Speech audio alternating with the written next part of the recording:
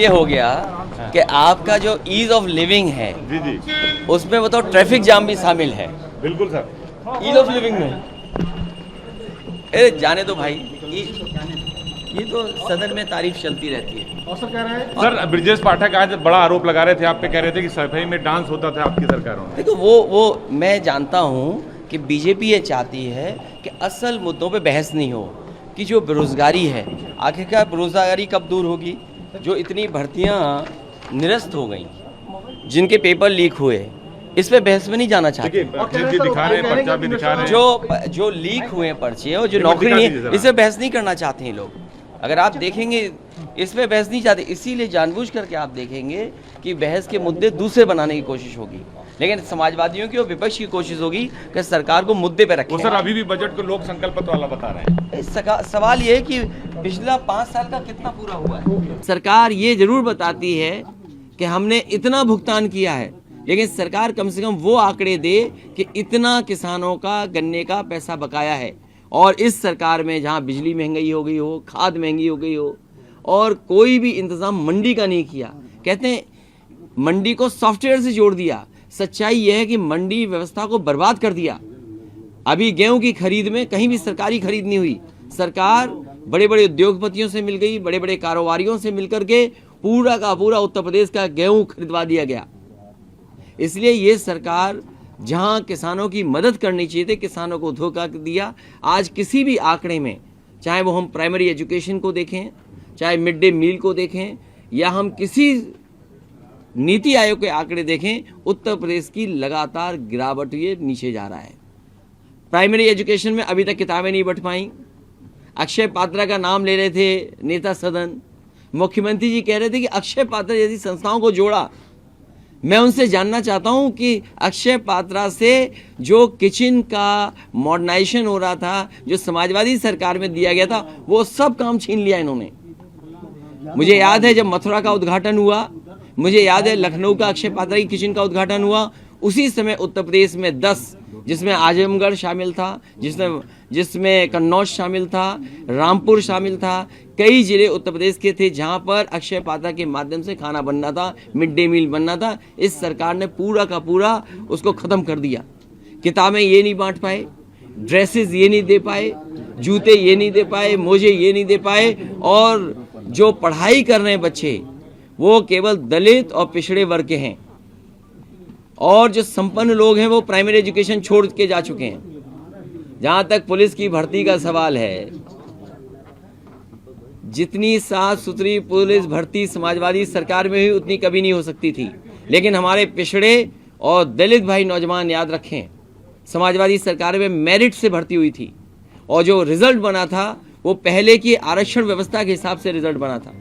लेकिन जैसे ही भारतीय जनता पार्टी की सरकार आई, इन्होंने आरक्षण व्यवस्था को बदल दिया, जिसके कारण जो पिछड़े वर्ग के और दलित नौजवान जनरल में नौकरी पा गए थे, इनकी व्यवस्था बदलने से उन नौजवानों की नौकरी छीन ली गई। अगर ये दावा करते हैं कि 1 लाख इतने नौजवानों को दिया गया, तो याद रखिए पिछड़े और दलित भाइयों, जो आरक्षण आपको मिलता था उस आरक्षण की वजह से हजारों हजार और लाखों लाख नौजवानों को नौकरी से बाहर कर दिया। मुख्यमंत्री कह रहे हैं 90 किलोमीटर उन्होंने मेट्रो चलाई है। देखिए जो सदन में बोला जा रहा है मुख्यमंत्री जी के माध्यम से, वो झूठ बोला जा रहा है। लखनऊ की मेट्रो वहीं तक जाती है और वापस आ जाती है। कानपुर की मेट्रो भी समाजवादी सरकार में शुरू हुआ था। आपकी आगरा की भी समाजवादी सरकार का ही डीपीआर और सब कुछ तैयारी कर दी थी। तो ये सरकार काम रोकने वाली सरकार है। इनसे पूछिए कि आपने कौन सा बड़ा फैसला काम कर करके दिखाया है। ये समाजवादियों के ही एक्सप्रेसवे बने हैं, जिसकी वजह से आज उत्तर प्रदेश में दिखाई दे रहे हैं, और दावा ये करते हैं कि नेशनलिस्ट हैं, राष्ट्रवादी हैं। अरे हम खुद सैनिक स्कूल से पढ़े, मिलिट्री स्कूल से पढ़े, हम राष्ट्रवादी नहीं हैं। हमने देश का सड़क पर उतार दिया ऐसा हवाई जहाज जो एयरफोर्स को इमरजेंसी में या समय होगा उस समय काम आएगा। मुख्यमंत्री ने कहा प्रदेश के विकास में सबको साथ आना चाहिए। आपको ग्राउंड ब्रेकिंग सेरेमनी में आमंत्रित किया है उन्होंने, किया। देखिए, मैं इसलिए नहीं जाना चाहूँगा, हमारा जो इंडस्ट्रियल पॉलिसी थी ये बताएं कि पहले की इंडस्ट्रियल पॉलिसी से इन्वेस्टमेंट ज़्यादा आया है कि इनकी इंडस्ट्रियल पॉलिसी से इन्वेस्टमेंट ज़्यादा आया। उदाहरण के लिए इन्होंने कहा कि बुंदेलखंड में सोलर एनर्जी का एक बड़े पैमाने पे काम शुरू होगा। अगर सोलर एनर्जी पे काम होना शुरू हो रहा है तो सरकार की योजना क्या है और बजट के लिए पैसा क्या है? बजट में पैसा नहीं दिया, आप कैसे उम्मीद करोगे कि इन्वेस्टमेंट आ जाएगा? दूसरा, जिसमें करोड़ों करोड़ गरीब चलते हैं, समाजवादी सरकार में बस स्टैंड बनना शुरू हो गए थे। नए मॉडर्न बस स्टैंड कैसे बने? ये सरकार एक भी बस स्टैंड आलमबाग के बराबर का नहीं बना पाए, वो भी उदाहरण है। और सोचिए तो आप इस बात को कि मुख्यमंत्री जी को जो कार्यक्रम करने पड़ते हैं बीजेपी को, आपके ही स्टेडियम पे करना पड़ रहा है। जो लोग कह रहे हैं नाम से शिकायत है, हमारे मुख्यमंत्री जी को यही नहीं पता है कि समाजवादी पेंशन समाजवादी पार्टी की नहीं थी, वो समाजवादी पेंशन महिलाओं के लिए थी। और समाजवादी शब्द इसलिए है क्योंकि वो हमारे संविधान में है। और अगर ये कहें कि राम राज्य की कल्पना करें तो बिना समाजवाद के राम राज्य अधूरा है, जब और बिना सामाजिक न्याय के भी राम राज्य अधूरा है। अगर राम राज्य चाहते हैं तो सामाजिक न्याय होना चाहिए। उन्होंने लोहिया को पढ़ा नहीं है। मैं ये कह सकता हूँ कि उन्होंने लोहिया को नहीं पढ़ा। और मैं बहुत जल्दी सदन में, खासकर ये लोहिया का नाम बहुत लेते हैं, डॉक्टर राम मनोहर लोहिया का, मुझे याद है एक भारतीय जनता पार्टी का नेता हमें किसी का निमंत्रण का कार्यक्रम में बुलाने के लिए आए थे।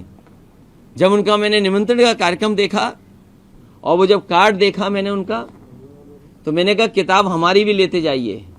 मैंने उन्हें लोहिया जी की हिंदू बनाम हिंदू किताब दी थी। मुझे लगता है बहुत जल्दी नेता सदन को डॉक्टर राम मनोहर लोहिया की किताब वो भिजवानी पड़ेगी।